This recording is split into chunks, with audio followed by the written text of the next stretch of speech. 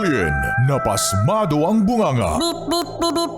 Ang tagalupa na viral ang mukha. Bip, bip, bip, bip, bip. Bumibip, bip, bip, bip, bip, bip, bip, bip, bip, bip, bip na ba? Ang lahat! Martian!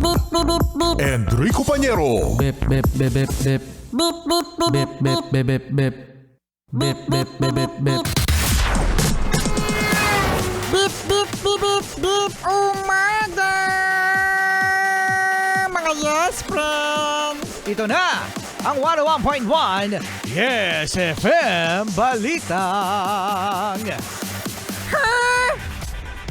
Malalaking manok, chicken. Para sa mga fast food, pinapalitan ng mas maliit na chicken.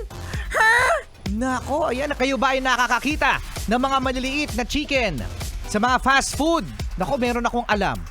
Chicken joke. Hoy, bibig mo! Hoy, bibig mo!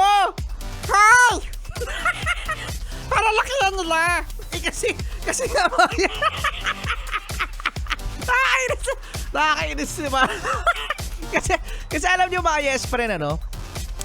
Eto ang malupit dito.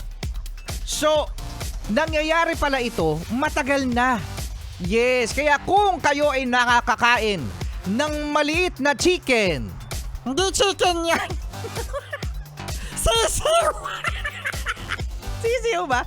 Kung kayo ay nakakakita ng maliliit na chicken, feeling ko ito yung ito yung dahilan. Kasi meron palang nagdi-deliver ng mga alive na mga chicken. Nakakakita na ba kayo ng mga chicken sa kalsada na nasa isang container? Pagkatapos nalulungkot kayo, ako nalulungkot ako literal, mga yes friend. Kasi sabi ko, dadali na sila sa sa mismong yung mismong final destination, sabi ni Sexy Mega. Final destination, sabi ni Sexy Mega, no? At nalulungkot ako kasi parang sabi ko, ayun yung kakainin ko, pero gusto ko pa rin ng chicken. Pag nakikita ko, gusto ko pa rin ng fried chicken. Tingnan mo to si Rico pa. Naawa sa chicken, pero gusto ng chicken, fried chicken. Sabi ko nga sa inyo mga yes friend, I can live every day na ang ulam ko ay manok. Pek, pek, pek, pek, pek. Rico pa nga rin yung bibig niya. Pek, pek, pek, pek, pek, pek, pek. Kasi diba, we're chicken lovers, mga yes pa rin, no? At ito nga, buti kahit papano, naaresto. So, ibig sabihin, sana ay makaka-expect tayo ng mas malalaking mga fried chicken sa mga fast food chain. Yan, di ba mga yes friend? Kasi minsan nakaka-disappoint mga yes friend. Sobrang nalulungkot ako, na magtutupis chicken ako. Pagkatapos, Martian, nakikita ko, ang lungkot. Kasi ang lit ng chicken. Unlike ka naman sa mga malalaking mga chicken, you feel satisfied.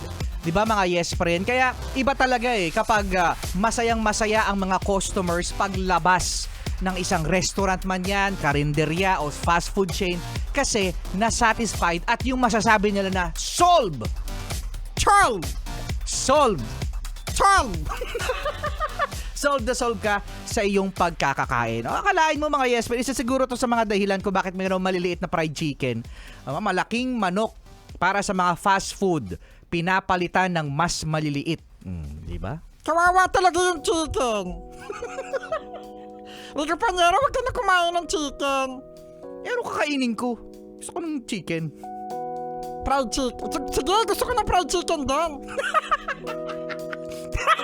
Chicken wings. It's been raining in my